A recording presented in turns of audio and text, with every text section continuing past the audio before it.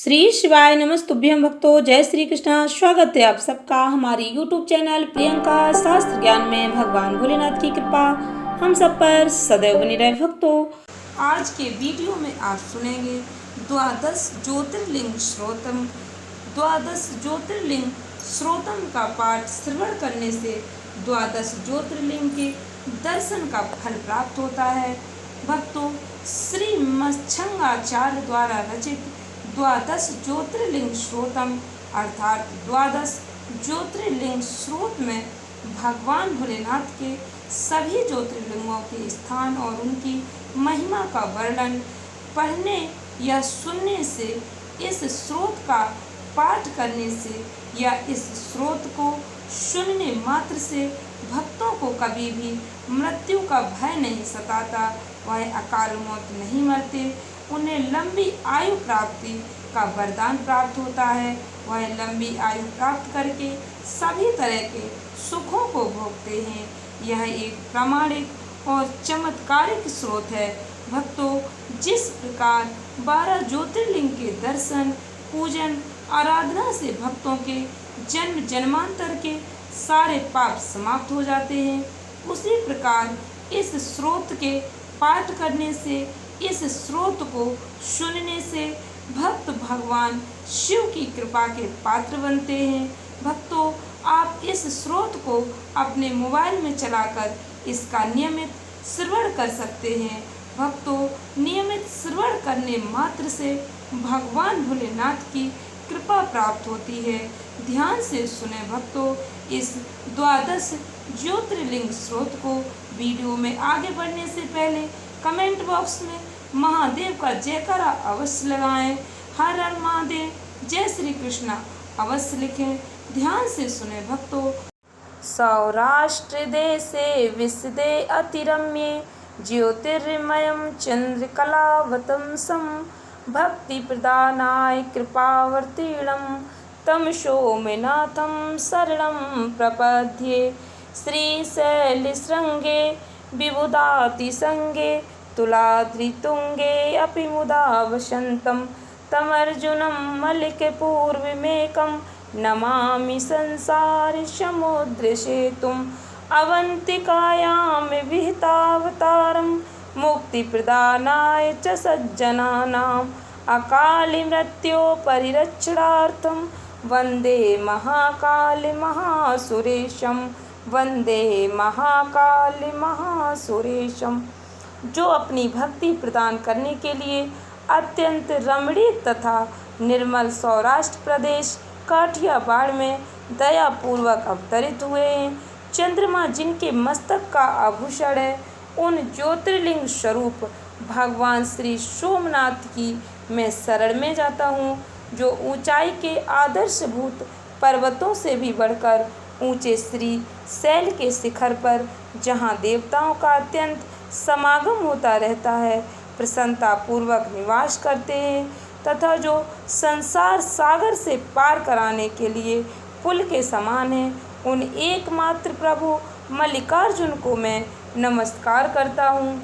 संत जनों को मोक्ष देने के लिए जिन्होंने अवंतीपुरी वर्तमान में उज्जैन में अवतार धारण किया है, उन महाकाल नाम से विख्यात महादेव जी को मैं अकाल मृत्यु से बचने के लिए प्रणाम करता हूँ।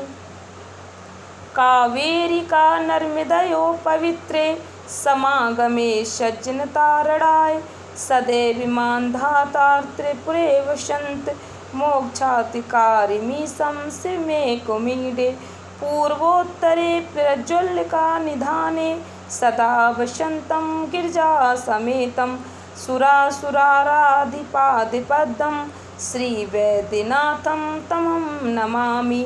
या मे सदंगे नगरे अतिरम्ये विभूषितांगं विवेद्य च भोगै सद्भक्तिमुक्तिप्रदमीशमेकं श्रीनागनाथं शरणं प्रपद्ये। महाद्रिपार्श्वे च तटे रमन्तं संपूज्यमानं संततं मुनीन्द्रे।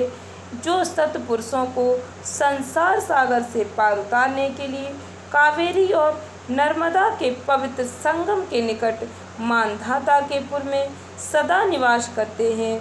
उन अद्वितीय कल्याणमय भगवान ओमकारेश्वर को मैं स्तवन करता हूँ, जो पूर्वोत्तर दिशा में चिता भूमि, वर्तमान में वैद्यनाथ धाम के भीतर सदा ही गिरजा के साथ वास करते हैं।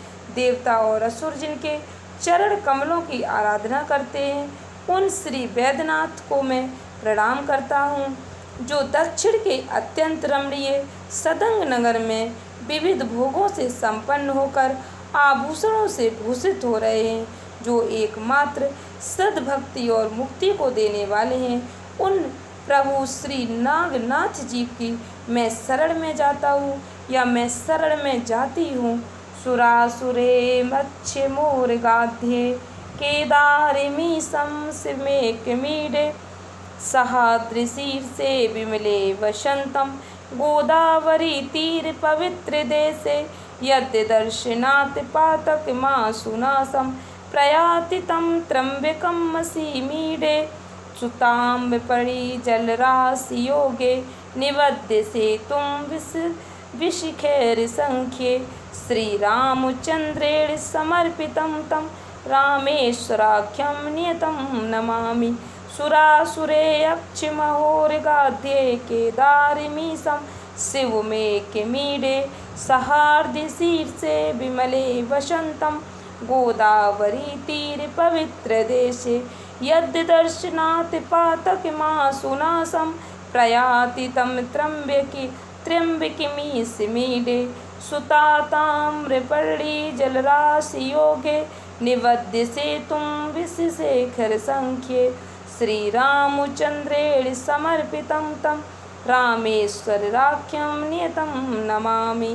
यं डाकिन्निशाकिन्निकासि समाजे निसेव्यमाणं पिसतासिनैश्च सदैव भीमादिपदि प्रसिद्धं तं शंकरं भक्तिहितं नमामि। जो महागिरी हिमालय के पास केदार श्रृंग के तट पर सदा निवास करते हैं, मुनीश्वरों द्वारा पूजित होते हैं तथा देवता, असुर, यक्ष और महान सर्प आदि भी जिनकी पूजा करते हैं, उन एक कल्याणकारक भगवान केदारनाथ का मैं स्तवन करता हूँ या करती हूँ, जो गोदावरी तट के पवित्र देश में सहर पर्वत के विमल शिखर पर वास करते हैं, जिनके दर्शन से तुरंत ही सभी पातक नष्ट हो जाते हैं। उन श्री त्र्यंबकेश्वर का मैं स्तवन करता हूँ या करती हूँ, जो भगवान श्री रामचंद्र जी के द्वारा ताम्रपर्णी और सागर के संगम में अनेक बाड़ों द्वारा पुल बांधकर स्थापित किए गए उन श्री रामेश्वर को मैं नियम से प्रणाम करती हूँ, जो डाकिनी और शाकिनी वृंद में प्रेतों द्वारा सदैव सेवित होते हैं। उन भक्ति हितकारी भगवान भीम शंकर को मैं प्रणाम करती हूँ। सानंद मान नंद वने बसंत मानंद कंदम हत पापे वृंदम वाराणसी नाथम नाथे नाथम श्री विश्वनाथम शरणं प्रपद्ये श्री विश्वनाथम शरणं प्रपद्ये। इलापुरे रम्य विशालके अस्मिन् समुल्ल संतं च जगद्देरं वन्दे महोदारतरस्य भावं घृष्णेश्वराख्यं शरणं प्रपद्ये। ज्योतिर्मय द्वादशलिङ्गिकानां शिवात्मानं प्रोक्तमिदं क्रमेण श्रोतं पठित्वा मनजोऽतिभक्त्या फलं तदालोक्य निजं भजेच्च। जो स्वयं आनंद कंद हैं और आनंद पूर्वक आनंदवन काशी क्षेत्र में वास करते हैं, जो पाप समूह के नाश करने वाले उन अनाथों के नाथ काशीपति श्री विश्वनाथ की शरण में जाती हूँ, जो इलापुर के सुरम्य मंदिर में विराजमान होकर समस्त जगत के आराधनीय हो रहे, जिनका स्वभाव बड़ा ही उदार है, उन घृष्णेश्वर नामक ज्योतिर्मय भगवान शिव की शरण में जाती हूँ।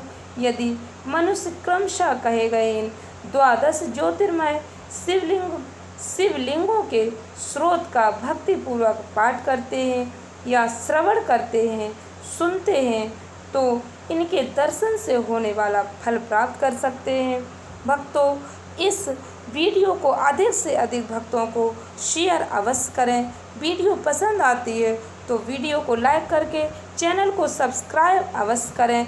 इति श्री मच्छंक शंकराचार्य विरचितम द्वादश ज्योतिर्लिंग स्रोतम संपूर्णम। यदि आप द्वादश ज्योतिर्लिंग की संपूर्ण कथा सुनना चाहते हैं तो कमेंट सेक्शन में अवश्य लिखें। धन्यवाद भक्तों। श्री शिवाय नमस्तुभ्यं।